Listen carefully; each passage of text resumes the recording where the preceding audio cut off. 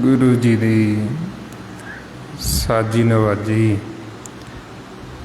गुरु रूप गुरु प्यारी साध संगत जी, वाहिगुरु जी का खालसा वाहिगुरु जी की फतेह। गुरमुख प्यारिओ, जो आपां नूं सतगुरु गुरबाणी गुरु राही उपदेश बख्शिश कर रहे, सच्चे पातशाह सानूं समझाउंदे भी ये संसार दे विच जदों असीं आउंदे हां, इत्थे साडे मन वास्ते दो कपड़े, एक सुख दा, दूजा दुख दा। और जदों जीव आपदी मत दुबारा चलदा, फिर वो सुखां दे पिछे भजदा भी मैं संसार दे विच दुखां नूं छड्ड के भी मैं सुखी हो जा, ते उहनूं भेद नहीं भी मैं सुखी होना किवें। वो फिर आपदी मत दुबारा सुखी होना चाहुंदा। महाराज कहंदे फिर ये साडा भी जिहड़ा सुख मंगना आपदी मत दुबारा, ये साडा झक मारना। सतगुरु फरमाउंदे नानक बोलन झखना, दुख छड्ड मंगीए सुख। सुख दुख दोए दर कपड़े च पहरे जाए मनुख, जिथे बोलन हारीए तिथे चंगी चुप। सानू फिर समझाउंदे साडे मर नूं भी ये तेरा जिहड़ा सुख मंगना है तेरा झक मार, ये जिहड़े तेरे रोसे गिले शिकवे ने, ये तेरा जिहड़ा बोलना ये तेरा व्यर्थ। भी जदों साडी कोई पेश ही नहीं जानी मालक अगे, फिर उथे रोसे करन दा तां कोई फायदा ही नहीं, गिले शिकवे करना तां कोई कुछ बनना नहीं। सट गिले शिकवे करन दी बजाए कहंदे तू चुप हो, जिहड़ा तू ये आशा अभिलाषा तृष्णावां दे विच भज्या फिरदा, ये मन नूं चुप करा। जिहड़ा बोल रहा मन अंदर साडा विचारां दे विच, इहनूं चुप करो। आइयों महाराज कहंदे भी बहुता जिहड़ा बोलना ये झक मारना, बहुता बोलना झखण होए बिन बोले जाने सब सोई। की परमात्मा जानदा नहीं असी बोल बोल के दसना किनूं, ਉਹਦਾ ਅੰਤਰਜਾਮੀ है बिना बोलिया तो ही जानत। साडे अंदर दी जानदा ਉਹਨੂੰ बोल के दसण दी लोड़ नहीं, ਉਹ बिना बोलिया तो ही सारे जीवां दे अंदर दी जानन वाला अंतरजामी। भाइयों सानू गुरु गोबिंद सिंह जी महाराज फरमाउंदे घट घट के अंतर की जानत, भले बुरे की पीर पछाणत। भी वो सबना दे घटां दी अंदर दी जानन वाला। हुण जीव जिहड़ा दुखां नूं छड्ड के सुखां पासे भज रही, समझदा भी मैं सुखी हो जांगा, संसार 'च दौड़ लगी सुखां वास्ते। बई कोई जीव धन दे पिछे भज रहा भी मैनू धन मिल जे तो मैं इकट्ठा कर ਲਾਂ तो सुखी हो जाऊँ। कोई जीव किसी अहुदे पिछे भज रहा भी मैनू संसार 'च अहुदा मिल जे, मैनू आ पदवी मिल जे तो मैं फिर सुखी हो जाऊँ। कोई दौड़ लगी बई आ देश छड्ड के परदेसां नूं चले जाई, उत्थे चले जावांगे तो उत्थे जाके सुखी हो जाएंगे। और सतगुरु कहते भी ये जीव भजदा तो सुखां पिछे आपदी मत द्वारा ही सुखी होना चाहता, पर ये सुखी हो नहीं सकता जद तक कि गुरु की मत नहीं लेंदा, जद तक कि हुक्म दे विच नहीं आउंदा। ऐसा जीवां दा मंगिया होया सुख वो सतगुर नूं भाउंदा नहीं, जिन्हों असीं सुख समझ के मंगदे हां पर मिलदा फिर साडे मन नूं दुख ही। मारे फरमाउंदे दुख सुख मांगत दुख आगे आवे, सो सुख हमू ना मांगिया भावे। सतगुरु कहते भी ਉਹ ਜਿਹਾ सानू सुख मंगिया होया भाउंदा नहीं है, भी जिन्हों सुख समझ के मंगदा जी पर फिर भी वो सुखी नहीं हो पाता, मिलता उन्होंने फिर दुख ही।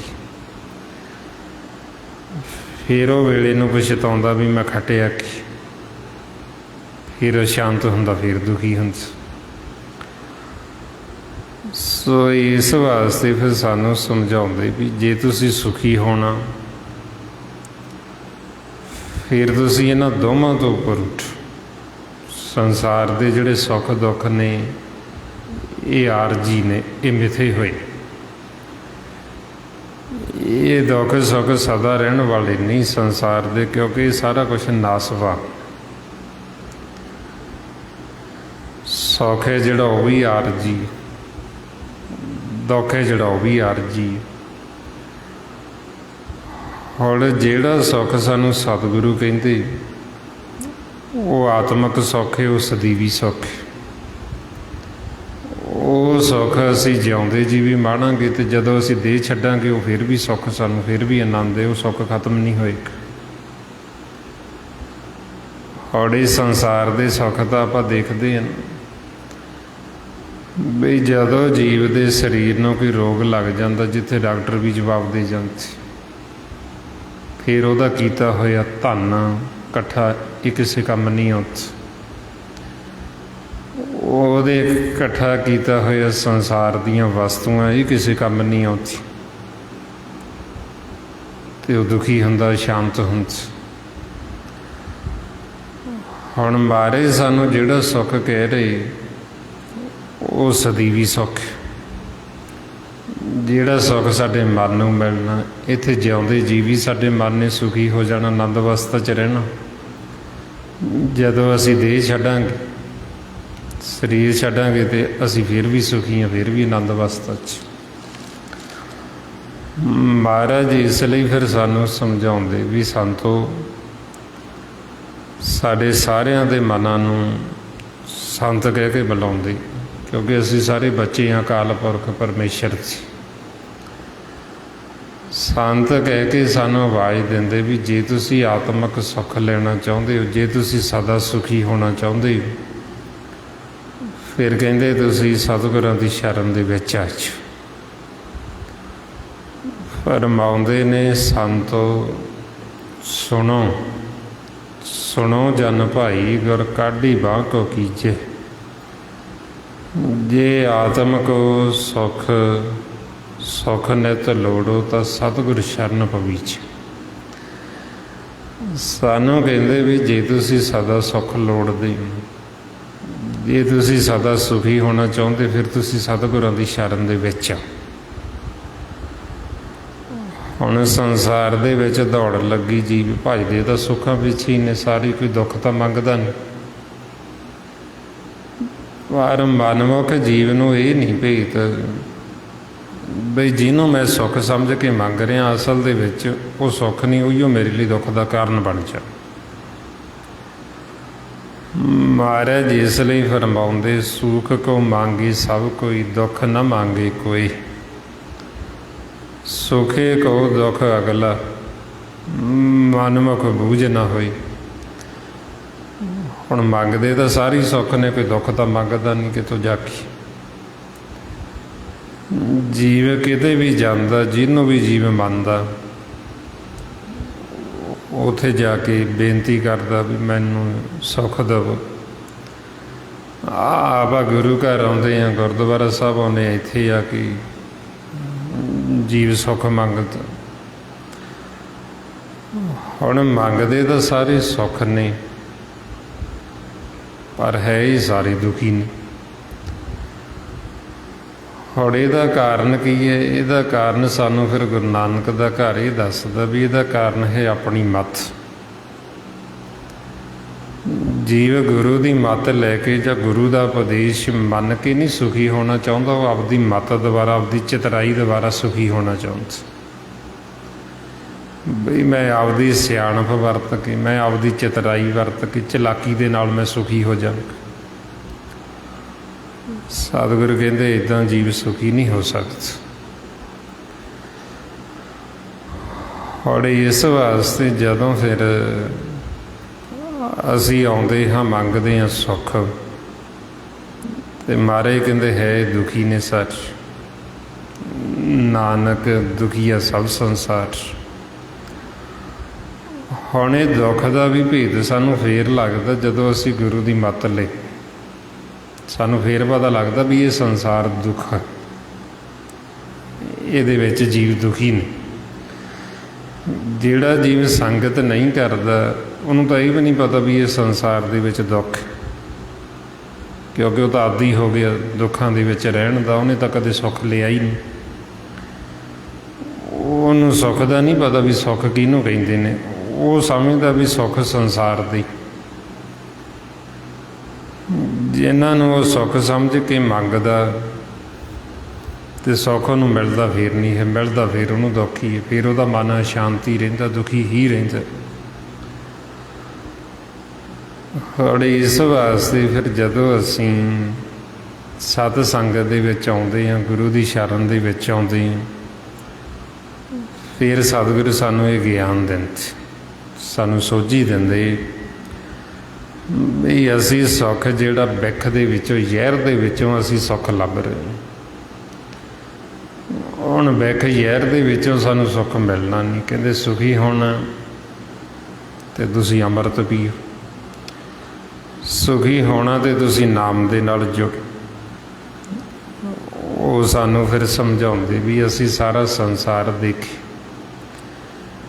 ਇਹ ਸੰਸਾਰ ਦੇ ਵਿੱਚ ਨਾਮ ਤੋਂ ਬਿਨਾਂ ਸੁੱਖ ਨਹੀਂ ਹੈ ਕਿਤੇ ਵੀ। ਰਮਾਉਂਦੇ ਨੇ ਡਿਠਾ ਸਭ ਸੰਸਾਰ, ਸੁੱਖ ਨਾ ਨਾਮ ਬਿਨ।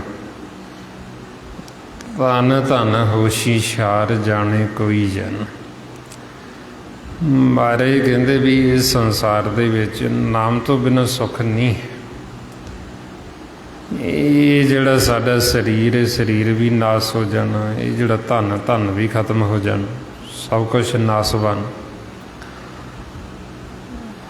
ਹੁਣ ਇਸ ਗੱਲ ਨੂੰ ਕੋਈ ਵਿਰਲਾ ਹੀ ਜਨ ਜਾਣਦਾ, ਗੁਰਮੁਖ ਜਾਣਦਾ ਵੀ ਇਹ ਸਰੀਰ ਤਾਂ ਨਾਸਵਾਨ ਹੈ, ਮਿਥਿਆ ਹੋਇਆ, ਵੀ ਇਹਨੇ ਇੱਕ ਦਿਨ ਖਤਮ ਹੋ ਜਾਣਾ, ਤੇ ਕਿਉਂ ਨਾ ਮੈਂ ਉਹਦੇ ਨਾਲ ਜੁੜਾਂ ਜਿਹੜਾ ਖਤਮ ਨਹੀਂ ਹੋਣ ਵਾਲਾ, ਜਿਹੜਾ ਸਦੀਵੀ ਰਹਿਣ ਵਾਲਾ। ਸਦੀਵੀ ਜਿਹੜਾ ਰਹਿਣ ਵਾਲਾ ਉਹ ਹੈ ਸੱਚ, ਪਰਮਾਤਮਾ ਨਿਰੰਕਾਰ, ਤੇ ਉਹਨਾਂ ਦੇ ਮੁਖ ਦੀ ਆਵਾਜ਼ ਨਾਮ, ਜੋ ਯੁੱਗਾਂ ਤੋਂ ਪਹਿਲਾਂ ਵੀ ਸੀ, ਹੁਣ ਵੀ ਹੈ, ਤੇ ਜਿਹੜਾ ਸਦਾ ਰਹਿਣ ਵਾਲਾ ਅੱਗੇ ਵੀ ਰਹੇਗਾ। ਜੋ ਸਾਨੂੰ ਰੋਜ਼ ਗੁਰੂ ਨਾਨਕ ਪਾਤਸ਼ਾਹ ਫਰਮਾਉਂਦੇ, ਆਦਿ ਸੱਚ ਜੁਗਾਦ ਸੱਚ ਹੈ ਵੀ ਸੱਚ, ਨਾਨਕ ਹੋਸੀ ਵੀ ਸੱਚ।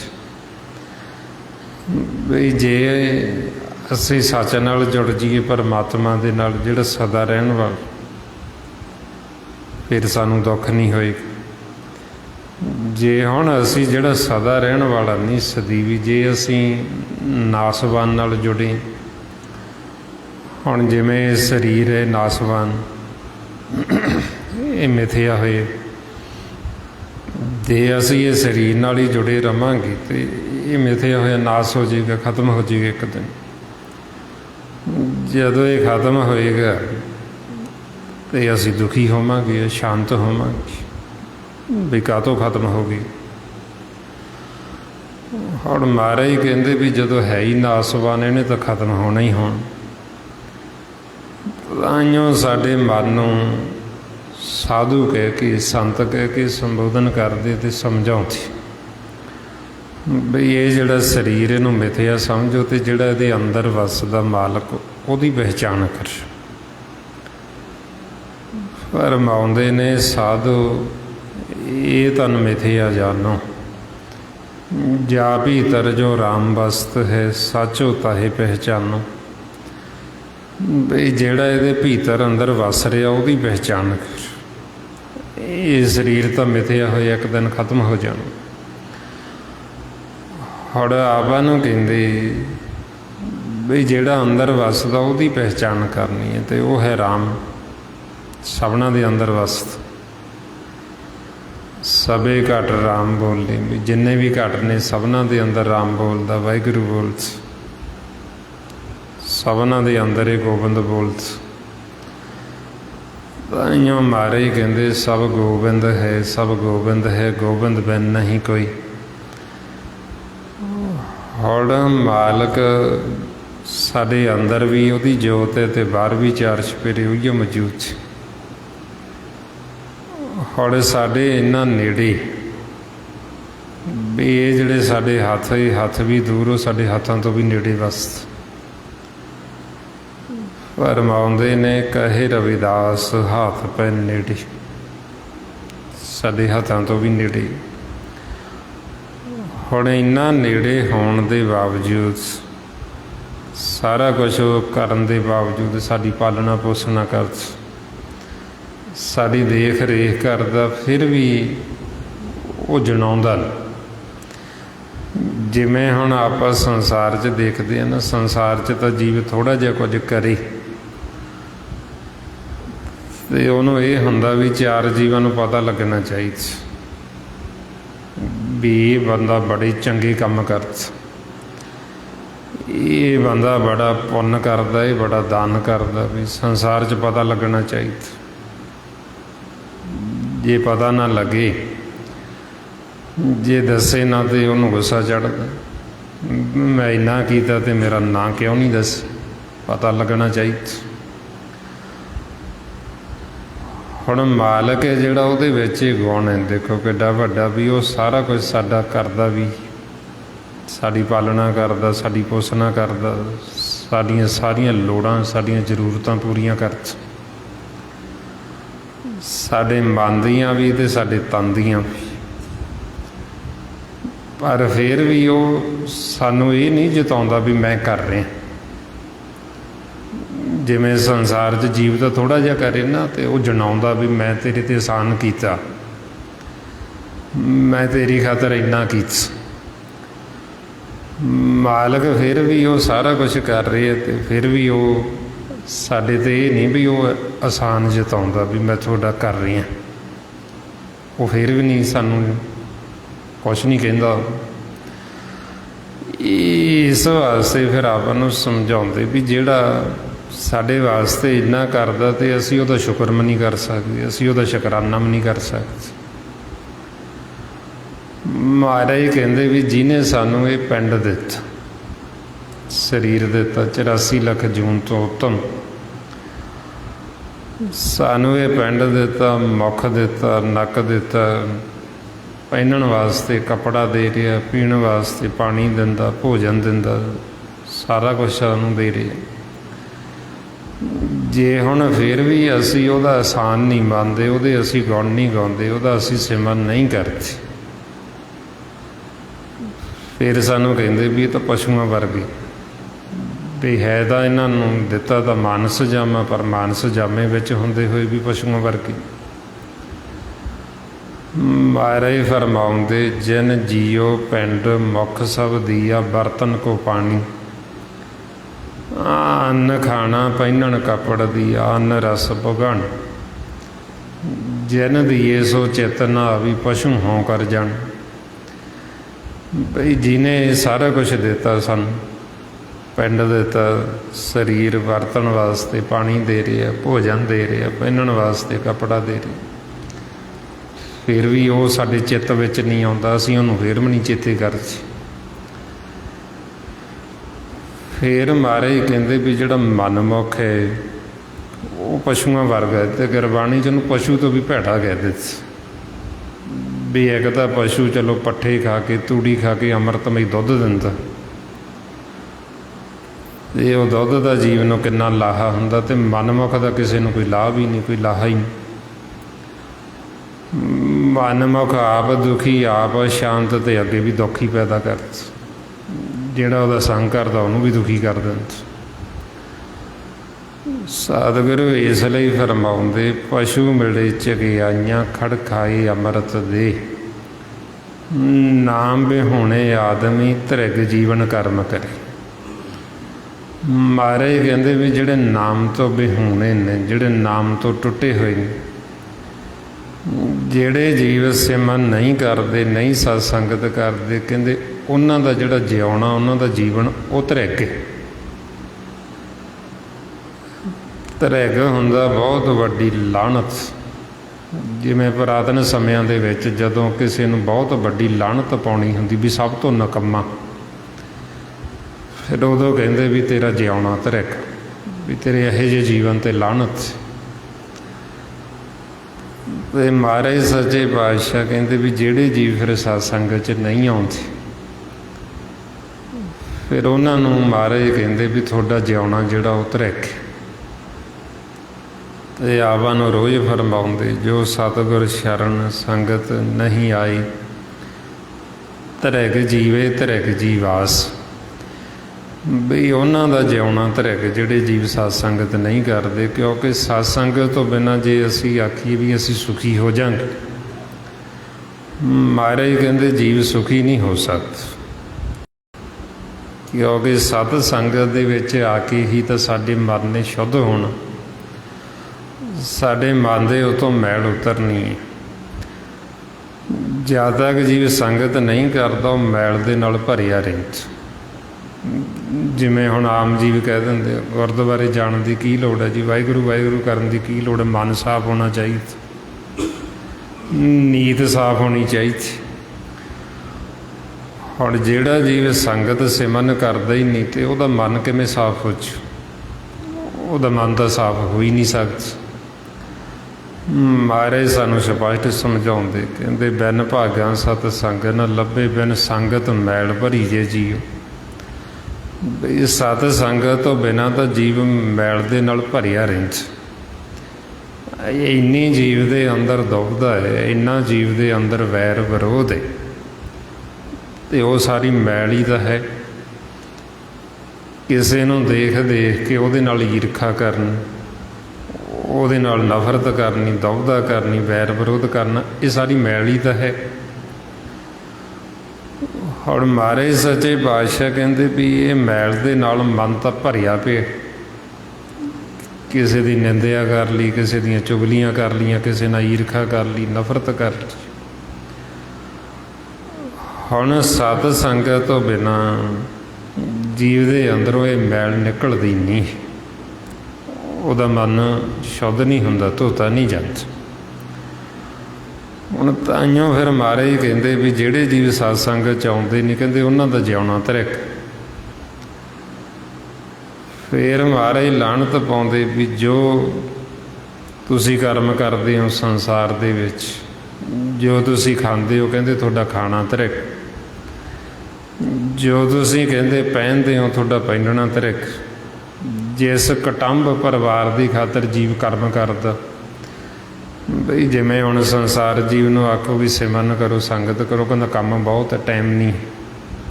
ਮਹਾਰਾਜ ਕਹਿੰਦੇ ਜਿਹੜੇ ਕੁਟੁੰਬ ਦੀ ਖਾਤਰ ਤੂੰ ਕਰਮ ਕਰ ਰਿਹਾ, ਤੇਰਾ ਸਾਰਾ ਕੁਟੁੰਬ ਹੀ ਧਰਿਕ। ਬਈ ਜਿਸ ਮਕਸਦ ਵਾਸਤੇ ਤੈਨੂੰ ਹੁਣ ਜੀਵਨ ਮਿਲਿਆ, ਤੂੰ ਉਹ ਤਾਂ ਕੰਮ ਕਰਦਾ ਹੀ ਨਹੀਂ। ਮਹਾਰਾਜ ਫਰਮਾਉਂਦੇ ਧਰਿਗ ਧਰਿਗ ਖਾਇਆ, ਧਰਿਗ ਧਰਿਗ ਸੋਇਆ, ਧਰਿਗ ਧਰਿਗ ਕੱਪ ਡੰਗ ਚੜਾਏ। ਧਰਿਗ ਸਰੀਰ ਕੁਟੁੰਬ ਸਹਿਸਿਓ ਜਿਤ ਹੁਣ ਖਸਮ ਨਾ ਪਾਏ। ਸਾਨੂੰ ਇੰਨੀਆਂ ਲਾਹਨਤਾਂ ਪਾਉਂਦੇ ਗੁਰਬਾਣੀ ਗੁਰੂ ਵਿੱਚ ਵੀ ਜਿਹੜੇ ਜੀਵ ਨਹੀਂ ਸਿਮਰਨ ਕਰਦੇ, ਨਹੀਂ ਸੰਗਤ ਕਰਦੇ, ਉਹਨਾਂ ਦਾ ਤਾਂ ਮਹਾਰਾਜ ਧਰਕਾਰਾਂ ਹੀ ਪਾਈ ਜਾਂਦੇ ਵੀ ਤੁਹਾਡਾ ਸਾਰਾ ਜੀਵਨ ਹੀ ਧਰਿਕ। ਹੁਣ ਇਹ ਕਿਉਂ ਕਹਿ ਰਹੇ ਸੱਚੇ ਪਾਤਸ਼ਾਹ ਵਾਰ-ਵਾਰ ਆਪਾਂ ਨੂੰ? ਉਹ ਸਾਡੇ ਭਲੇ ਵਾਸਤੇ ਕਹਿ ਰਹੇ। ਇਹ ਨਹੀਂ ਵੀ ਜੇ ਸਾਨੂੰ ਗੁਰਮੁਖ ਕਹਿੰਦੇ ਵੀ ਉਹਨਾਂ ਦੇ ਅੰਦਰ ਕੋਈ ਦੁਬਦਾ ਹੁੰਦੀ, ਵੀ ਉਹ ਸਾਨੂੰ ਦੁਬਦਾ ਵਸ ਹੋ ਕੇ ਗੱਲ ਕਹਿ ਰਹੇ। ਉਹ ਦੁਬਦਾ ਵਸ ਹੋ ਕੇ ਨਹੀਂ, ਉਹ ਸਗੋਂ ਤੇ ਸਾਡੇ ਉੱਤੇ ਪਰਉਪਕਾਰ ਕਰਦੇ। ਉਹ ਸਾਨੂੰ ਸਾਡੇ ਜੀਵਨ ਦਾ ਅਸਲ ਮਕਸਦ ਦੱਸਦੇ, ਅਸਲ ਭੇਦ ਦੱਸਦੇ, ਵੀ ਤਾਂ ਕਿ ਅਸੀਂ ਇਹ ਜੀਵਨ ਦਾ ਲਾਹਾ ਕੱਟ ਲਈਏ। ਬਈ ਬੜੇ ਲੰਮੇ ਸਮੇਂ ਬਾਅਦ, ਕਈਆਂ ਯੁੱਗਾਂ ਬਾਅਦ ਸਾਨੂੰ ਹੁਣ ਇਹ ਵਾਰੀ ਮਿਲੀ, ਹੁਣ ਇਹ ਸਾਨੂੰ ਮੌਕਾ ਮਿਲੇ। ਪਿਛਲੇ ਜਨਮਾਂ ਦੇ ਵਿੱਚ ਤਾਂ ਅਸੀਂ ਇਹ ਖੇਲ ਨੂੰ ਹਾਰਦੇ ਹੀ ਆ ਰਹੇ ਹਾਂ, ਕਿਉਂਕਿ ਸਾਨੂੰ ਸੋਝੀ ਨਹੀਂ ਹੁੰਦੀ, ਸਾਨੂੰ ਵਾਰੀ ਨਹੀਂ, ਸਾਨੂੰ ਮੌਕਾ ਨਹੀਂ। ਮਹਾਰਾਜ ਫਰਮਾਉਂਦੇ ਫਿਰਤ ਫਿਰਤ ਬਹੁਤੇ ਯੁੱਗ ਹਾਰਿਓ। ਹੁਣ ਇੰਨੇ ਯੁੱਗ ਅਸੀਂ ਕਿਉਂ ਹਾਰਦੇ ਰਹਿੰਦੇ? ਕਿਉਂਕਿ ਸਾਨੂੰ ਇਹ ਖੇਲ ਦੀ ਸਮਝ ਨਹੀਂ ਲੱਗਦੀ। ਜਦੋਂ ਅਸੀਂ ਨਹੀਂ ਸਤਸੰਗ 'ਚ ਆਉਂਦੇ, ਨਹੀਂ ਗੁਰੂ ਦੀ ਸ਼ਰਨ 'ਚ ਆਉਂਦੇ, ਸਾਨੂੰ ਇਹ ਨਹੀਂ ਪਤਾ ਲੱਗਦਾ ਵੀ ਇਹ ਖੇਲ ਚੱਲਦਾ ਕਿਵੇਂ, ਵੀ ਕੀ ਖੇਲ ਹੈ, ਕੌਣ ਖਿਡਾਰੀ ਹੈ, ਕਿਹਦੇ ਨਾਲ ਅਸੀਂ ਖੇਲਣਾ, ਅਤੇ ਅਸੀਂ ਇਹ ਖੇਲ ਨੂੰ ਕਿਵੇਂ ਹਾਰਦੇ ਹਾਂ ਅਤੇ ਕਿਵੇਂ ਅਸੀਂ ਜਿੱਤਣਾ। ਹੁਣ ਇਹ ਜਦ ਤੱਕ ਸਾਨੂੰ ਸਤਸੰਗਤ ਨਹੀਂ ਮਿਲਦੀ, ਸਾਨੂੰ ਇਹ ਖੇਲ ਦਾ ਭੇਦ ਨਹੀਂ ਆਉਂਦਾ, ਅਤੇ ਅਸੀਂ ਇੱਥੋਂ ਹਾਰ ਕੇ ਹੀ ਜਾਂਦੇ ਵਾਪਸ। ਸਾਨੂੰ ਫਿਰ ਇਸ ਵਾਸਤੇ ਸਮਝਾਉਂਦੇ ਵੀ ਹੁਣ ਸਾਨੂੰ ਮੌਕਾ ਮਿਲਿਆ, ਵਾਰੀ ਮਿਲੀ, ਹੁਣ ਅਸੀਂ ਜਿੱਤ ਸਕਦੇ, ਕਿਉਂਕਿ ਹੋਰ ਕਿਸੇ ਆਕਾਰ, ਹੋਰ ਕਿਸੇ ਜਨਮ ਦੇ ਵਿੱਚ ਨਹੀਂ। ਇਹ ਮੌਕਾ ਵਾਰੀ ਸਿਰਫ ਇੱਕ ਮਾਨਸ ਜਾਮਾ ਹੀ, ਜਿਹਦੇ ਵਿੱਚ ਹੁਣ ਅਸੀਂ ਭਗਤੀ ਕਰ ਸਕਦੇ। ਮਾਰੇ ਫਰਮਾਉਂਦੇ ਸਭ ਮੋਹ ਮਾਇਆ ਸਰੀਰ ਹਰ ਕੀਆ, ਵਿੱਚ ਦੇਹੀ ਮਾਨਕ ਭਗਤ ਕਰਾਈ। ਇੱਕ ਨਾ ਸਤਿਗੁਰ ਮੇਲ ਸੁਖ ਦੇਵੇ, ਇੱਕ ਮਨਮੁਖ ਧੰਦ ਵਟਾਈ। ਹੁਣ ਇੱਕ ਤਾਂ ਸਤਿਗੁਰੂ ਮਿਲ ਕੇ ਉਹਨਾਂ ਨੂੰ ਸੁੱਖ ਦਿੰਦੇ, ਜਿਵੇਂ ਹੁਣ ਆਪਾਂ ਸੰਗਤ ਦੇ ਵਿੱਚ ਆਉਂਦੇ ਹਾਂ, ਸੰਗਤ ਦੇ ਵਿੱਚ ਆਇਆਂ ਨੂੰ ਆਪਣੇ ਮਨਾਂ ਨੂੰ ਸੁੱਖ ਮਿਲਦਾ, ਸ਼ਾਂਤੀ ਆਉਂਦੀ। ਇੱਕ ਮਨਮੁਖ ਨੇ ਜਿਹੜੇ ਦਿਨ ਰਾਤ ਧਾਂਦੀ ਪਿੱਟਣ ਲੱਗੇ ਹੋਏ, ਧਾਂਦੀ ਪਿੱਟੀ ਜਾਂਦੇ, ਨਾਲੇ ਦੁਖੀ ਹੋਈ ਜਾਂਦੇ, ਨਾਲੇ ਫਿਰ ਧੰਦ ਪਿੱਟੀ ਜਾਂਦੇ, ਹੋਰ ਦੁਖੀ ਹੁੰਦੇ, ਹੋਰ ਧੰਦ ਪਿੱਟਦੇ। ਹੁਣ ਆਪਾਂ ਨੂੰ ਫਿਰ ਸੱਚੇ ਪਾਤਸ਼ਾਹ ਸਮਝਾਉਂਦੇ ਵੀ ਇਹ ਸੰਸਾਰ ਦਾ ਜਿੰਨਾ ਮਰਜ਼ੀ ਅਸੀਂ ਧੰਦ ਪਿੱਟ ਲਈਏ, ਇਹ ਜਿਹੜੇ ਮਾਇਆ ਦੇ ਕਰਮ ਇਹ ਕਿਸੇ ਦੇ ਖਤਮ ਨਹੀਂ ਹੋਣ ਲੱਗੇ। ਕਿਸੇ ਨੇ ਨਾ ਹੀ ਇਹ ਕਦੇ ਪੂਰੇ ਕੀਤੇ ਅਤੇ ਨਾ ਹੀ ਇਹ ਪੂਰੇ ਹੁੰਦੇ ਨੇ। ਪਤਾ ਨਹੀਂ ਇਹ ਸੰਸਾਰ ਦੇ ਵਿੱਚ ਕਿੰਨੇ ਕਾਏ ਸਾਡਾ ਅੱਗੇ ਸਾਡੇ ਦਾਦੇ ਪੜਦਾਦੇ ਲਕੜਦਾਦੇ, ਜਿਨ੍ਹਾਂ ਦੇ ਸਾਨੂੰ ਨਾ ਹੀ ਨਹੀਂ ਪਤਾ, ਜਿਨ੍ਹਾਂ ਨੂੰ ਅਸੀਂ ਵੱਡੇ ਵਡੇਰੇ ਕਹਿ ਦਿੰਦੇ, ਜਿਨ੍ਹਾਂ ਨੂੰ ਅਸੀਂ ਜਾਣਦੇ ਹੀ ਨਹੀਂ। ਹੁਣ ਮਾਰੇ ਕਹਿੰਦੇ ਵੀ ਉਹ ਕਰ ਕਰਕੇ ਥੱਕ ਗਏ, ਇੱਥੇ ਆਏ ਧੰਦੀ ਪਿੱਟ ਦੇ ਚਲੇ ਗਏ, ਪਰ ਇਹ ਧੰਦ ਕਿਸੇ ਨੇ ਪੂਰਾ ਨਹੀਂ ਕੀਤਾ, ਪਿੱਟ ਪਿੱਟ ਕੇ ਚਲੇ ਗਏ, ਇਹ ਪੂਰਾ ਹੁੰਦਾ ਹੀ ਨਹੀਂ ਕਿਸੇ ਤੋਂ। ਮਾਰੇ ਕਹਿੰਦੇ ਕਰ ਕਰ ਥੱਕ ਕੇ ਵੱਡੇ ਵਡੇਰੇ, ਕਿਨਹੀ ਨਾ ਕੀਏ ਮਾਇਆ ਕਾਜ ਪੂਰੇ। ਹੁਣ ਜੇ ਅਸੀਂ ਸਮਝਦੇ ਹਾਂ ਵੀ ਅਸੀਂ ਇਹ ਮਾਇਆ ਦੇ ਕਾਰਜ ਪੂਰੇ ਕਰ ਲਾਂਗੇ, ਅਤੇ ਇਹ ਸਾਡੀ ਅਗਿਆਨਤਾ ਹੈ। ਸਤਿਗੁਰੂ ਕਹਿੰਦੇ ਤੁਹਾਡੇ ਵੱਡੇ ਵਡੇਰੇ ਪਤਾ ਨਹੀਂ ਕਿੰਨੇ ਗਾਏ ਅਤੇ ਕਿੰਨੇ ਕੁ ਧੰਦ ਪਿੱਟਦੇ ਚਲੇ ਗਏ, ਉਹਨਾਂ ਤੋਂ ਤਾਂ ਪੂਰੇ ਹੋਏ ਨਹੀਂ ਇਹ ਵੀ ਜਿਹੜਾ ਤੁਸੀਂ ਕਰ ਲਓਗੇ ਇਹਨਾਂ ਨੂੰ ਪੂਰੇ। ਹੁਣ ਆਪਾਂ ਨੂੰ ਕਹਿੰਦੇ ਵੀ ਇੱਕੋ ਹੀ ਸਾਡਾ ਕਾਰਜ ਜਿਹੜਾ ਉਹ ਪੂਰਾ ਹੋ ਸਕਦਾ, ਉਹਨੂੰ ਅਸੀਂ ਪੂਰਾ ਕਰ ਸਕਦੇ ਹਾਂ। ਉਹ ਕਰਨ ਵਾਸਤੇ ਜੀਵ ਉੱਦਮ ਨਹੀਂ ਕਰਦਾ, ਜਿਹੜੇ ਕਦੇ ਪੂਰੇ ਹੁੰਦੇ ਹੀ ਨੇ ਉਹਦੇ ਵਾਸਤੇ ਇੰਨੀ ਭੱਜ ਦੌੜ। ਸੰਸਾਰ ਦੇ ਵਿੱਚ ਜਿਉਂ ਜੀਵ ਸਵੇਰ ਤੋਂ ਸ਼ੁਰੂ ਹੁੰਦਾ, ਸਾਰਾ ਦਿਨ ਭੱਜਾ ਫਿਰਦਾ, ਅਤੇ ਫਿਰ ਉਹਨੂੰ ਰਾਤ ਨੂੰ ਵੀ ਹੁੰਦਾ ਵੀ ਮੈਂ ਰਾਤ ਨੂੰ ਵੀ ਕਰ ਲਵਾਂ। ਮਾਰੇ ਸੱਚੇ ਪਾਤਸ਼ਾਹ ਕਹਿੰਦੇ ਵੀ ਇਹ ਜਿੰਨਾ ਮਰਜ਼ੀ ਕਰ ਲਓ, ਇਹਦੇ ਨਾਲ ਜੇ ਅਸੀਂ ਆਖੀਏ ਵੀ ਸਾਡੇ ਮਨ ਨੂੰ ਸੁੱਖ ਮਿਲੇਗਾ, ਸਾਡੇ ਮਨ ਨੂੰ ਸ਼ਾਂਤੀ ਆਏਗੀ, ਇਹ ਸਾਡੇ ਮਨ ਵਾਸਤੇ ਨਹੀਂ, ਇਹ ਵੰਗਾਰ ਹੈ। ਜਿਵੇਂ ਇੱਕ ਵੰਗਾਰੀਆ ਜੀਵ ਹੁੰਦਾ, ਉਹ ਸਾਰਾ ਦਿਨ ਵੰਗਾਰ ਕਰਦਾ ਦੂਜੇ ਦੇ ਘਰ 'ਤੇ, ਜਦੋਂ ਉਹਨੇ ਰਾਤ ਨੂੰ ਘਰ ਨੂੰ ਜਾਣਾ ਆਪਦੇ ਵਾਪਸ, ਉਹ ਕੁਝ ਨਾਲ ਨਹੀਂ ਲੈ ਕੇ ਜਾ ਸਕਦਾ, ਕਿਉਂਕਿ ਉਹਨੇ ਫਰੀ ਦੇ ਵਿੱਚ ਵੰਗਾਰ ਕੀਤੀ। ਹੁਣ ਇਸੇ ਤਰ੍ਹਾਂ ਹੀ ਸਾਡੇ ਮਨ ਨੂੰ ਸਮਝਾਉਂਦੇ, ਮਹਾਰਾਜ ਕਹਿੰਦੇ ਵੀ ਤੂੰ ਦਿਨ ਰਾਤ ਵੰਗਾਰ ਕਰਦਾ, ਜਦੋਂ ਅਸੀਂ ਇੱਥੋਂ ਜਾਣਾ ਰਾਤ ਨੂੰ ਆਪਦੇ ਦੇਸ਼ ਨੂੰ, ਆਪਦੇ ਘਰ ਨੂੰ ਵਾਪਸ, ਇੱਥੋਂ ਅਸੀਂ ਖਾਲੀ ਹੱਥ ਜਾਂਦੇ ਹਾਂ, ਕੁਛ ਅਸੀਂ ਇੱਥੋਂ ਨਾਲ ਲੈ ਕੇ ਨਹੀਂ ਜਾ ਸਕਦੇ। ਮਹਾਰਾਜ ਤਾਈਓ ਫਰਮਾਉਂਦੇ, ਨਿਤ ਦਿਨਸ ਰਾਤ ਲਾਲਚ ਕਰੇ, ਭਰਮੇ ਭਰਮਾਇਆ, ਵੰਗਾਰ ਫਿਰੇ ਵੰਗਾਰੀਆ ਸਿਰ ਭਾਰ ਉਠਾਇਆ। ਸਤਿਗੁਰੂ ਕਹਿੰਦੇ ਵੀ ਦਿਨ ਰਾਤ ਲਾਲਚ ਕਰਦੇ, ਬਈ ਦਿਨੇ ਵੀ ਕੀਤਾ ਅਤੇ ਰਾਤ ਨੂੰ ਵੀ ਓਵਰ ਟਾਈਮ ਲਾ ਲਈ, ਰਾਤ ਨੂੰ ਵੀ ਕਰ ਲਈ। ਹੁਣ ਇਹ ਨਹੀਂ ਪਤਾ ਵੀ ਅਸੀਂ ਵੰਗਾਰ ਕਰਦੇ ਹਾਂ, ਅਤੇ ਜਦੋਂ ਇੱਥੋਂ ਜਾਣਾ, ਇੱਥੋਂ ਖਾਲੀ ਹੱਥ ਜਾਣਾ, ਕੁਛ ਨਾਲ ਨਹੀਂ ਲੈ ਕੇ ਜਾ ਸਕਦੇ। ਹੁਣ ਇਹ ਰੋਜ਼ ਦੀ ਰੋਜ਼ ਦਾ ਖੇਲ ਹੈ, ਆਪਾਂ ਇਹ ਰੋਜ਼ ਵਿਚਾਰਨਾ ਹੁੰਦਾ। ਹੁਣ ਸਵੇਰ ਤੋਂ ਜਦੋਂ ਹੁਣ ਰਾਤ ਹੋ ਗਈ, ਹੁਣ ਆਪਾਂ ਵਾਪਸ ਜਾਣਾ ਆਪਦੇ ਦੇਸ਼। ਹੁਣ ਇਹ ਆਪਾਂ ਵਿਚਾਰਨਾ ਵੀ ਅਸੀਂ ਇੱਥੋਂ ਸਵੇਰ ਤੋਂ ਸ਼ਾਮ ਤੱਕ ਜੋ ਅਸੀਂ ਕੀਤਾ, ਇੱਥੋਂ ਅਸੀਂ ਨਾਲ ਕੀ ਲੈ ਕੇ ਚੱਲੇ। ਵੀ ਜਿਹੜੀ ਅਸੀਂ ਇਹ ਕਮਾਈ ਕੀਤੀ ਸੰਸਾਰ ਦੇ ਵਿੱਚ, ਚਾਹੇ ਅਸੀਂ ਦਿਹਾੜੀ ਕੀਤੀ, ਚਾਹੇ ਅਸੀਂ ਨੌਕਰੀ ਕੀਤੀ, ਚਾਹੇ ਅਸੀਂ ਖੇਤੀਬਾੜੀ, ਜੋ ਵੀ ਕੀਤੀ, ਜੋ ਵੀ ਅਸੀਂ ਧਨ ਖੱਟੇ, ਜੋ ਵੀ ਅਸੀਂ ਕੁਝ ਲਿਆ, ਕੀ ਅਸੀਂ ਇੱਥੋਂ ਨਾਲ ਕੁਝ ਲੈ ਕੇ ਚੱਲੇ। ਹੁਣ ਜਦੋਂ ਇੱਥੋਂ ਅਸੀਂ ਜਾਣਾ, ਇੱਥੋਂ ਅਸੀਂ ਕੁਝ ਨਾਲ ਨਹੀਂ ਲਿਜਾ ਸਕਦੇ। ਆਪਾਂ ਜਦੋਂ ਰਾਤ ਨੂੰ ਇਹ ਸਰੀਰ ਨੂੰ ਛੱਡਦੇ ਹਾਂ, ਆਪਾਂ ਖਾਲੀ ਖਲਾ ਦੇ ਵਿੱਚ ਜਾਣਾ, ਇੱਥੇ ਵਾਸਤੇ। ਹੁਣ ਇਹ ਖਾਲੀ ਖਲਾ ਦੇ ਵਿੱਚ ਦੇਖ ਲਓ ਵੀ ਕਿਹੜੀ ਚੀਜ਼ ਆਪਾਂ ਇੱਥੇ ਖੜਾ ਸਕਦੇ। ਇੱਕ ਸੂਈ ਤੱਕ ਵੀ ਇੱਥੇ ਬਿਨਾਂ ਆਸਰੇ ਤੋਂ ਖੜ੍ਹਦੀ ਨਹੀਂ। ਜੇ ਆਪਾਂ ਇੱਥੇ ਖਾਲੀ ਖਲਾ ਛੱਡਾਂਗੇ, ਉਹ ਥੱਲੇ ਡਿੱਗ ਪਏਗੀ, ਧਰਤੀ 'ਤੇ ਆ ਡਿੱਗੇਗੀ। ਹੁਣ ਆਪਾਂ ਨੂੰ ਕਹਿੰਦੇ ਵੀ ਇੱਥੋਂ ਅਸੀਂ ਕੁਝ ਨਾਲ ਲੈ ਕੇ ਨਹੀਂ ਜਾ ਸਕਦੇ, ਹੋਰ ਸਿਰਫ ਇੱਕ ਨਾਮ ਹੈ। ਜੇ ਅਸੀਂ ਨਾਮ ਧਨ ਖਟਾਂਗੇ, ਨਾਮ ਦੀ ਅਸੀਂ ਕਮਾਈ ਕਰਾਂਗੇ, ਤੇ ਉਹ ਨਾਮ ਧਨ ਅਸੀਂ ਨਾਲ ਲੈ ਕੇ ਜਾ ਸਕਦੇ। ਜਿਹੜਾ ਸਵਾਸਾਂ ਦਾ ਧਨ ਅਸੀਂ ਨਿਰਗੁਣ ਦੇ ਖਜ਼ਾਨੇ 'ਚ ਜਮ੍ਹਾਂ ਕਰਾ ਲਿਆ, ਜਿਹੜਾ ਅਸੀਂ ਇੱਥੇ ਰਹਿ ਕੇ ਆਪਦਾ ਧਨ ਅਸੀਂ ਜਿਹੜਾ ਉਹ ਬਚਾ ਲਿਆ, ਅਸੀਂ ਮੁਖ ਦੇ ਹੱਟ ਤੇ ਨਿਰਗੁਣ ਦੇ ਖਜ਼ਾਨੇ 'ਚ ਜਮ੍ਹਾਂ ਕਰਾ ਲਿਆ,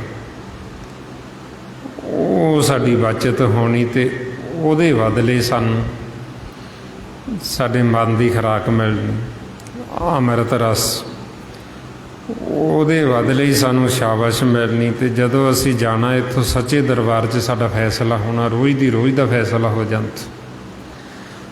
ਜਦੋਂ ਆਪਣਾ ਅੰਤ ਸਮਾਂ ਆਉਂਦਾ ਉਦੋਂ ਤਾਂ ਫਿਰ ਅਖੀਰੀ ਫੈਸਲਾ ਸੁਣਾ ਦਿੰਦੇ।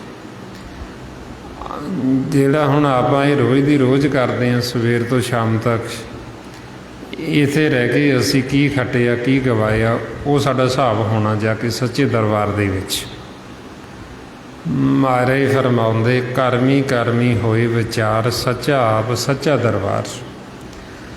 ਸਾਡਾ ਉੱਥੇ ਸੱਚੇ ਦਰਬਾਰ ਦੇ ਵਿੱਚ ਫਿਰ ਇਹ ਕਰਮ ਦਾ ਫੈਸਲਾ ਹੁੰਦਾ ਵੀ ਇਹ ਜਿਹੜਾ ਧਨ ਲੈ ਕੇ ਗਏ ਸੀ, ਆਪਣਾ ਮਾਤਾ ਪਿਤਾ ਆਪਾਂ ਨੂੰ ਸਵਾਸਾਂ ਦਾ ਧਨ ਦੇ ਕੇ ਪਰਲੋਕ ਦੇ ਵਿੱਚੋਂ ਭੇਜਦੇ ਵੀ ਤੁਸੀਂ ਪਰਦੇਸ ਚੱਲੇ ਹੋ, ਪਰਦੇਸ ਜਾਣਾ, ਅਤੇ ਉੱਥੇ ਚੱਲੇ ਹੋ ਕਿਰਤ ਕਰਨ ਵਾਸਤੇ, ਜਾਂ ਉੱਥੇ ਚੱਲੇ ਹੋ ਵਪਾਰ ਕਰਨ ਵਾਸਤੇ, ਆਹ ਤੁਹਾਨੂੰ ਧਨ ਦੇ ਰਹੇ ਹਾਂ, ਅਤੇ ਜਿਹੜੀ ਤੁਹਾਡੀ ਡਿਊਟੀ ਲਾਈ ਹੈ ਤੁਸੀਂ ਉਹ ਕਰਮ ਕਰਨਾ। ਅਤੇ ਜਦੋਂ ਤੁਸੀਂ ਉਹ ਕਰਮ ਕਰੋਗੇ, ਜਿਹੜਾ ਉਹ ਕਰਮ ਦਾ ਫਲ ਜਦੋਂ ਤੁਸੀਂ ਘਰ ਵਾਪਸ ਆਓਗੇ, ਤੁਹਾਨੂੰ ਉਹ ਕਰਮ ਦਾ ਫਲ ਦਿੱਤਾ ਜਾਏਗਾ। ਹੁਣ ਜੇ ਤਾਂ ਅਸੀਂ ਇੱਧਰ ਨੌਕਰ ਬਣ ਕੇ ਚੱਲਦੇ ਹਾਂ ਵੀ ਮਾਲਕ ਨੇ ਸਾਨੂੰ ਭੇਜੇ, ਇਹ ਸਰੀਰ ਨੂੰ ਖੇਤ ਕਹਿੰਦੇ। ਹੁਣ ਨੌਕਰ ਦਾ ਕੰਮ ਹੈ ਵੀ ਇਹ ਖੇਤ ਦੇ ਵਿੱਚ ਗੰਦ ਉਗਤ ਵਿਚਾਰਾਂ ਦਾ, ਫੁਰਨਿਆਂ ਦਾ। ਨੌਕਰ ਦਾ ਕੰਮ ਹੈ ਵੀ ਤੂੰ ਉਹ ਗੰਦ ਮਾਰਨਾ, ਬਸ ਤੈਨੂੰ ਜਿਹੜਾ ਕੰਮ ਆਖਿਆ ਤੂੰ ਉਹ ਕੰਮ ਕੀਤੀ ਜਾਣਾ। ਜਦੋਂ ਤੂੰ ਵਾਪਸ ਆਏਗਾ ਘਰ, ਤੈਨੂੰ ਉਹਦੀ ਦਿਹਾੜੀ ਮਿਲੇਗੀ। ਹੁਣ ਜੇ ਤਾਂ ਅਸੀਂ ਉਹ ਕਰਮ ਕਰ ਰਹੇ ਹਾਂ, ਫਿਰ ਤਾਂ ਸਾਨੂੰ ਜਦੋਂ ਅਸੀਂ ਵਾਪਸ ਘਰ ਜਾਵਾਂਗੇ ਸਾਨੂੰ ਸ਼ਾਬਾਸ਼ ਦੇਣਗੇ, ਅਤੇ ਸਾਨੂੰ ਸਾਡੇ ਮਨ ਦਾ ਭੋਜਨ ਦੇਣਗੇ, ਅੰਮ੍ਰਿਤ। ਹੁਣ ਜੇ ਅਸੀਂ ਇੱਧਰ ਆਏ, ਖੇਤ ਦੇ ਵਿੱਚ ਆਏ, ਅਤੇ ਆਏ ਤਾਂ ਅਸੀਂ ਦਿਹਾੜੀ ਕਰਨ ਵਾਸਤੇ, ਅਤੇ ਖੇਤ ਦੇ ਵਿੱਚ ਆ ਕੇ ਸੌਂ ਗਏ। ਜਿਹੜਾ ਕਰਮ ਸਾਨੂੰ ਮਾਲਕ ਨੇ ਆਖਿਆ ਸੀ ਉਹ ਅਸੀਂ ਕਰਮ ਕੀਤਾ ਹੀ ਨਹੀਂ। ਅਤੇ ਜਦੋਂ ਹੁਣ ਇੱਥੋਂ ਵਾਪਸ ਜਾਵਾਂਗੇ ਤਾਂ ਗਿਆਨ ਨੂੰ ਝਟਕਾ ਮਿਲਣੀ ਵੀ ਜਿਹੜਾ ਕਰਮ ਤੁਹਾਨੂੰ ਕਰਨ ਵਾਸਤੇ ਭੇਜਿਆ ਸੀ ਉਹ ਤਾਂ ਤੁਸੀਂ ਕੀਤਾ ਹੀ ਨਹੀਂ ਉੱਥੇ ਜਾ ਕੇ। ਫਿਰ ਅਸੀਂ ਆਖੀਏ ਵੀ ਸਾਨੂੰ ਸੁੱਖ ਮਿਲੇਗਾ, ਸਾਨੂੰ ਸ਼ਾਂਤੀ ਮਿਲੇਗੀ, ਅਤੇ ਫਿਰ ਸੁੱਖ ਸ਼ਾਂਤੀ ਤਾਂ ਮਿਲਣੀ ਨਹੀਂ। ਸੋ ਇਸ ਵਾਸਤੇ ਫਿਰ ਆਪਾਂ ਨੂੰ ਸਮਝਾਉਂਦੇ ਵੀ ਜਿਵੇਂ ਅਸੀਂ ਇੱਧਰ ਤਨ ਵਾਸਤੇ ਕਰਦੇ ਹਾਂ, ਸਰੀਰ ਵਾਸਤੇ ਕਰਦੇ, ਕੋਈ ਨੌਕਰੀ ਕਰਦਾ, ਕੋਈ ਦਿਹਾੜੀ ਕਰਦਾ, ਅਤੇ ਆਪਾਂ ਨੂੰ ਕਹਿੰਦੇ ਵੀ ਇਸ ਤਰ੍ਹਾਂ ਤੁਸੀਂ ਮਨ ਵਾਸਤੇ ਵੀ ਦਿਹਾੜੀ ਕਰ। ਮਨ ਵਾਸਤੇ ਕੀ ਹੈ ਫਿਰ ਉਹ ਆਪਾਂ ਨੂੰ ਦੱਸਦੇ ਵੀ ਮਨ ਵਾਸਤੇ ਸਿਮਰਨ। ਫਰਮਾਉਂਦੇ ਨੇ, ਹਰ ਹਰ ਨਿਤ ਜਪਿਓ ਜੀਓ, ਲਾਹਾ ਖਟਿਓ ਦਿਹਾੜੀ। ਵੀ ਇੱਥੇ ਰੋਜ਼ ਵਾਹਿਗੁਰੂ ਵਾਹਿਗੁਰੂ ਕਰੋ ਦਿਨੇ, ਅਤੇ ਇੱਥੋਂ ਦਿਹਾੜੀ ਲਾਹਾ ਖੱਟ ਕੇ ਘਰ ਵਾਪਸ ਆਓ। ਜੇ ਹੁਣ ਅਸੀਂ ਸਿਮਰਨ ਕੀਤਾ ਹੋਏਗਾ, ਕਮਾਈ ਕੀਤੀ ਹੋਏਗੀ, ਅਤੇ ਅਸੀਂ ਖੁਸ਼ੀ ਖੁਸ਼ੀ ਆਪਦੇ ਘਰ ਨੂੰ ਜਾਵਾਂਗੇ। ਜਦੋਂ ਘਰੇ ਜਾਵਾਂਗੇ ਅਤੇ ਮਾਲਕ ਗਿਆਨ ਨੂੰ ਸ਼ਾਬਾਸ਼ ਦਿੰਦਾ ਹੈ, ਅਤੇ ਫਿਰ ਨਾਲ ਹੀ ਕਹਿੰਦੇ ਵੀ ਇਹ ਪਰਦੇਸ ਗਏ ਸੀ, ਕਮਾਈ ਕਰਕੇ ਲਿਆਏ ਵੀ ਇਹਨਾਂ ਨੂੰ ਭੋਜਨ ਦਿਓ। ਉੱਥੇ ਫਿਰ ਸਾਨੂੰ ਥਾਲ ਜਿਹੜਾ ਪਰੋਸ ਕੇ ਫਿਰ ਉਹ ਭੋਜਨ ਦਿੱਤਾ ਜਾਂਦਾ। ਅਤੇ ਥਾਲ ਕੀ, ਇਹ ਜਿਹੜਾ ਸੁੰਨ ਖਾਲੀ ਕਿਲਾ, ਇਹਨੂੰ ਥਾਲ ਦਾ ਨਾਂ ਦਿੱਤਾ। ਫਿਰ ਇਹ ਥਾਲ ਦੇ ਵਿੱਚ ਪਰੋਸ ਕੇ ਅਤੇ ਕਹਿੰਦੇ ਵੀ ਗੁਰਮੁਖ ਕਮਾਈ ਕਰਕੇ ਇਹਨਾਂ ਨੂੰ ਭੋਜਨ ਸੀ। ਮਹਾਰਾਜ ਫਰਮਾਉਂਦੇ, ਥਾਲ ਵਿੱਚ ਤਿੰਨ ਵਸਤੂ ਪਈਓ, ਸਤ ਸੰਤੋਖ ਵਿਚਾਰੋ, ਜੇ ਕੋ ਖਾਵੇ ਜੇ ਕੋ ਭੁੰਚੇ, ਤਿਸ ਕਾ ਹੋਏ ਆਧਾਰ। ਫਿਰ ਜਦੋਂ ਥਾਲ ਪਰੋਸ ਕੇ ਦਿੰਦੇ ਤੇ ਗੁਰਮੁਖ ਉੱਥੇ ਅਰਦਾਸ ਕਰਦੇ, ਉੱਥੇ ਬੇਨਤੀ ਕਰਦੇ। ਫਿਰ ਉੱਥੇ ਕਿਹੜੀ ਅਰਦਾਸ ਕਰਦੇ? ਮਾਰੇ ਫਰਮਾਉਂਦੇ ਨਾਨਕ ਭੂਸਰੀਆਂ ਪਕਾਈਆਂ ਪਾਈਆਂ ਥਾਲੇ ਮਾਹੇ ਜਿਨੀ ਗੁਰੂ ਮਨਾਇਆ ਰੱਜ ਰੱਜ ਸਹੀ ਖਾਈ। ਬਈ ਜਿਨ੍ਹਾਂ ਨੇ ਫਿਰ ਉਹ ਸ਼ਬਦ ਗੁਰੂ ਨੂੰ ਮਨਾਇਆ, ਜਿਹੜੇ ਨਾਮ ਦੇ ਨਾਲ ਜੁੜੇ, ਉਹ ਫਿਰ ਰੱਜ ਰੱਜ ਕੇ ਛਕਦੇ, ਉਹ ਫਿਰ ਪਹੁੰਚਦੇ, ਉਹਨਾਂ ਨੂੰ ਫਿਰ ਅੰਮ੍ਰਿਤ ਦਿੱਤਾ ਜਾਂਦਾ, ਉਹਨਾਂ ਦਾ ਆਧਾਰ ਹੋ ਜਾਂਦਾ। ਹੁਣ ਜੇ ਅਸੀਂ ਕਮਾਈ ਕੀਤੀ ਤੇ ਜਿਹੜਾ ਧਨ ਦੇ ਕੇ ਭੇਜਿਆ ਸੀ, ਉਹ ਧਨ ਵੀ ਸਾਰਾ ਵਿਅਰਥ ਖਰਾਬ ਕਰੇ। ਜਿਵੇਂ ਹੁਣ ਜੀਵ ਸੰਸਾਰ ਦੇ ਵਿੱਚ ਕੋਈ ਦਿਹਾੜੀ ਜਾਵੇ ਤੇ ਕੁਝ ਨਾ ਕੁਝ ਉਹ ਘਰੋਂ ਚੱਲ ਖਰਚਾ ਲੈ ਜਾਂਦਾ ਨਾਲ, ਬਈ ਲੋੜ ਪੈ ਜਾਂਦੀ। ਹੁਣ ਉਹ ਦਿਹਾੜੀ ਜਾਵੇ ਤੇ ਉੱਥੇ ਜਾ ਕੇ ਕੰਮ ਕਰੇ ਨਾ, ਤੇ ਜਿਹੜਾ ਧਨ ਘਰੋਂ ਲੈ ਕੇ ਗਿਆ ਉਹ ਵੀ ਖਰਚ ਕਰਿਆ, ਉੱਥੇ ਜਾ ਕੇ ਉਹਦਾ ਨਸ਼ਾ ਕਰ ਲਵੇ, ਗਲਤ ਸੰਗਤ ਕਰ ਲਵੇ। ਹੁਣ ਜਦੋਂ ਘਰੇ ਆਓ ਮਾਤਾ ਪਿਤਾ ਕੋਲ, ਤੇ ਮਾਂ ਪਿਓ ਨੇ ਤਾਂ ਝਟਕਾਂ ਦੇਣੀਆਂ ਵੀ ਕਿੱਥੇ ਗਏ ਤਾਂ ਅਸੀਂ ਕਮਾਈ ਕਰਨ ਵਾਸਤੇ, ਤੇ ਜਿਹੜਾ ਲੈ ਕੇ ਗਏ ਸੀ ਉਹ ਵੀ ਵਿਅਰਥ ਖਰਚ ਕਰੇ। ਹੁਣ ਇਸੇ ਤਰ੍ਹਾਂ ਹੀ ਫਿਰ ਆਪਣੇ ਮਾਤਾ ਪਿਤਾ ਅਕਾਲ ਪੁਰਖ ਉਹ ਆਪਾਂ ਨੂੰ ਸਵਾਸਾਂ ਦਾ ਧਨ ਦੇ ਕੇ ਭੇਜਦੇ। ਫਿਰ ਇਹ ਧਨ ਵੀ ਜਿਹੜਾ ਇਹ ਕੋਈ ਮਾਮੂਲੀ ਨਹੀਂ ਹੈ, ਇੰਨਾ ਕੀਮਤੀ ਧਨ ਹੈ ਇਹ, ਬੜਮੁੱਲਾ ਅਮੁੱਲ ਵਸਤੂ, ਜਿਹਦਾ ਇਸ ਲੋਕ ਦੇ ਵਿੱਚ ਕੋਈ ਮੁੱਲ ਨਹੀਂ ਦਿੱਤਾ ਜਾ ਸਕਦਾ, ਇਹਨਾਂ ਦੀ ਕੋਈ ਕੀਮਤ ਨਹੀਂ। ਆਪਾਂ ਸਾਰੇ ਸੰਸਾਰ ਦੀ, ਦੇਸ਼ ਦੀ ਧਨ ਦੌਲਤ ਇਕੱਠੀ ਕਰ ਲਈਏ, ਸਾਰੇ ਪਦਾਰਥ ਇਕੱਠੇ ਕਰ ਲਈਏ ਤੇ ਆਖੀਏ ਵੀ ਇੱਕ ਸਵਾਸ ਦੇ ਦਿਓ ਜੀ ਇਹਦੇ ਬਦਲੇ, ਇਹ ਨਹੀਂ ਮਿਲਦਾ, ਕਿਉਂਕਿ ਇਹਦੀ ਕੋਈ ਕੀਮਤ ਨਹੀਂ ਹੈ, ਇਹਦਾ ਕੋਈ ਮੁੱਲ ਨਹੀਂ ਦਿੱਤਾ ਜਾ ਸਕਦਾ, ਇਹ ਅਮੁੱਲ ਹੈ। ਹੁਣ ਜੀਵ ਕੀ ਕਰਦਾ ਸੰਸਾਰ ਦੇ ਵਿੱਚ? ਉਹਦੇ ਕੋਲ ਜਿਹੜੀ ਇਹ ਅਮੁੱਲ ਵਸਤੂ, ਇਸ ਵਾਸਾਂ ਨੂੰ ਹੀਰੇ ਮੋਤੀ ਜਵਾਹਰਾਤ ਆਖੀ, ਰਤਨ ਆਖੀ। ਹੁਣ ਇਹ ਰਤਨਾਂ ਨੂੰ ਸੁੱਟੀ ਜਾਂਦਾ ਹੈ ਤੇ ਜਿਹੜੀਆਂ ਕੌਡੀਆਂ ਕੌਡੀਆਂ ਦੀਆਂ ਝੋਲੀਆਂ ਭਰੀ ਜਾਂਦਾ, ਕੌਡੀਆਂ ਇਕੱਠੀਆਂ ਕੀਤੀ ਜਾਂਦਾ, ਹੀਰੇ ਰਤਨ ਜਵਾਹਰਾਤ ਉਹ ਸੁੱਟੀ ਜਾਂਦਾ। ਹੁਣ ਇਹ ਕਿਵੇਂ ਸਿੱਟਦਾ ਤੇ ਕਿਵੇਂ ਇਹ ਕੌਡੀਆਂ ਦੀਆਂ ਝੋਲੀਆਂ ਭਰਦਾ? ਜਦੋਂ ਅਸੀਂ ਪਰਮਾਤਮਾ ਦਾ ਸਿਮਰਨ ਛੱਡ ਕੇ, ਉਹਦੀ ਸਿਫਤ ਛੱਡ ਕੇ ਅਸੀਂ ਹੋਰ ਵਿਚਾਰਾਂ 'ਚ ਪੈ ਜਾਂਦੇ, ਸਾਡਾ ਮਨ ਆਸ਼ਾ ਅਭਿਲਾਸ਼ਾ ਤ੍ਰਿਸ਼ਨਾ 'ਚ ਚਲਾ ਗਿਆ,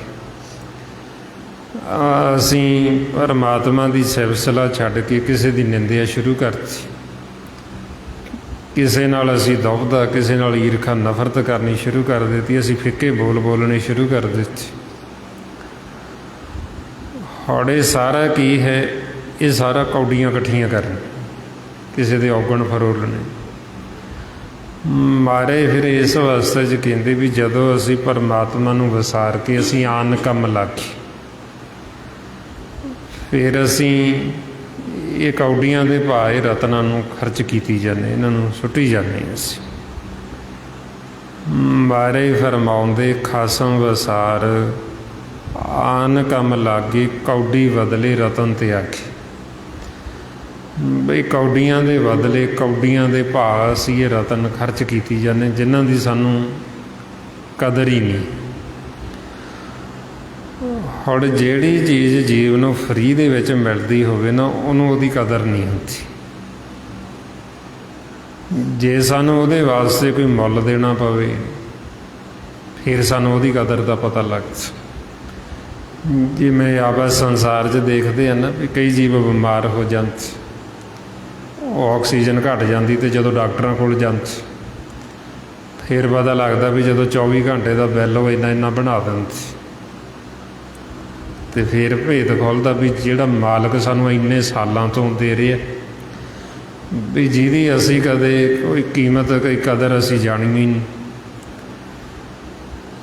ਅਤੇ ਉਹਦਾ ਅਸੀਂ ਸ਼ੁਕਰਾਨਾ ਵੀ ਨਹੀਂ ਕਰਦੇ। ਉਹਨਾਂ ਨੂੰ ਨਾਲੇ ਇੰਨਾ ਧਨ ਵੀ ਦਿੰਦੇ ਹਾਂ, ਫਿਰ ਉਹਨਾਂ ਦਾ ਸ਼ੁਕਰਾਨਾ ਵੀ ਕਰਦੇ। ਅਤੇ ਮਾਲਕ ਜਿਹੜਾ ਸਾਨੂੰ ਫਰੀ 'ਚ ਦੇ ਰਿਹਾ, इस वास्ते फिर आपां नूं सच्चे पातशाह समझाउंदे भी जीव संसार दे विच वो इदां दा उहदा सुभाਅ बन गया भी फ्री दी चीज़ जिहड़ी उहनूं उहदी कदर नहीं, वो समझदा भी ये तां उईं आ। ते आपां नूं सच्चे पातशाह फिर इसलिए समझाउंदे भी तुसीं इहनूं एवें ही ना समझो भी ये जिहड़ा सानूं मानस जामा मिलिआ ये भी रतन है, ਜਿਹੜੇ ਸਵਾਸ ਨੇ ਸਵਾਸ ਵੀ ਰਤਨ।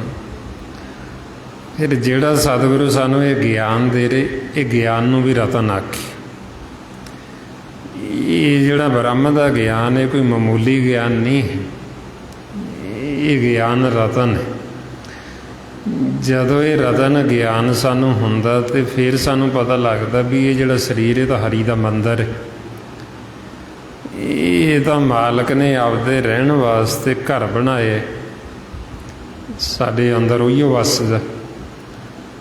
ਮਾਰੇ ਫਰਮਾਉਂਦੇ ਹਰ ਮੰਦਰ ਇਹੋ ਸਰੀਰ ਹੈ, ਗਿਆਨ ਰਤਨ ਪ੍ਰਗਟ ਹੋਏ।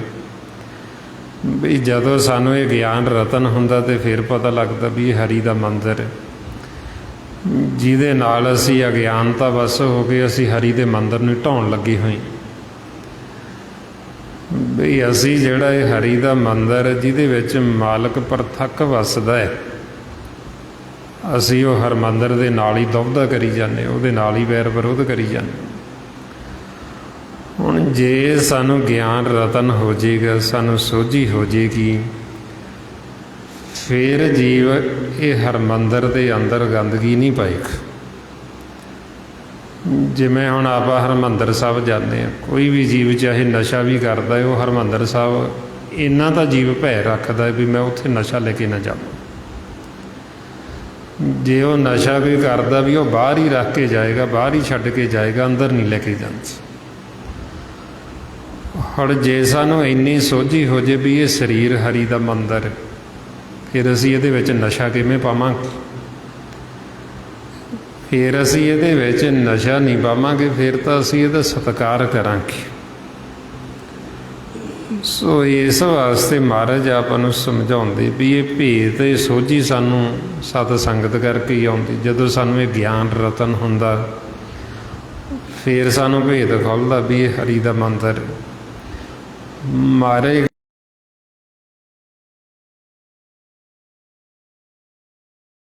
ਕਹਿੰਦੇ ਵੀ ਇਹ ਹਰੀ ਦਾ ਮੰਦਰ ਹੋਵੇ, ਮਾਲਕ ਦਾ ਰੂਪ ਹੋਵੇ। ਮਹਾਰਾਜ ਫਰਮਾਉਂਦੇ ਮਨਮੁਖ ਮੂਲ ਨਾ ਜਾਣਨੀ, ਮਾਨਸ ਹਰ ਮੰਦਰ ਨਾ ਹੋਈ। ਬਈ ਮਨਮੁਖ ਆਪਦੀ ਮਤ ਦੁਆਰਾ ਚੱਲਦਾ ਹੋਇਆ ਉਹ ਮੰਨਦਾ ਹੀ ਨਹੀਂ। ਉਹ ਕਹਿੰਦਾ ਇਹ ਹੋ ਹੀ ਨਹੀਂ ਸਕਦਾ ਵੀ ਇਹ ਮਾਲਕ ਦਾ ਰੂਪ ਹੋਵੇ, ਹਰੀ ਦਾ ਮੰਦਰ ਹੋਵੇ।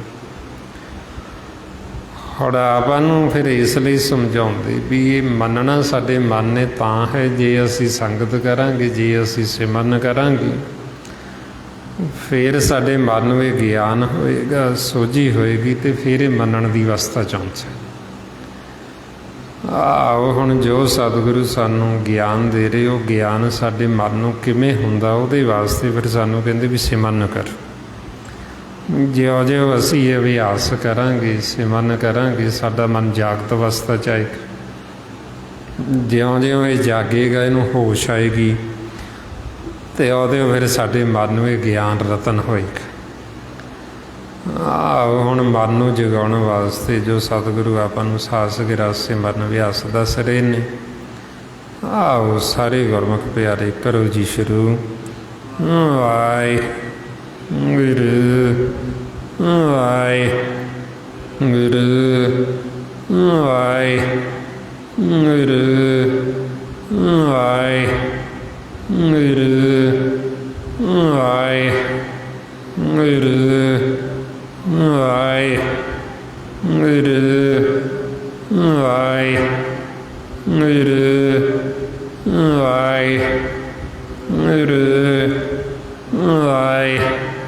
ਵਾਹਿਗੁਰੂ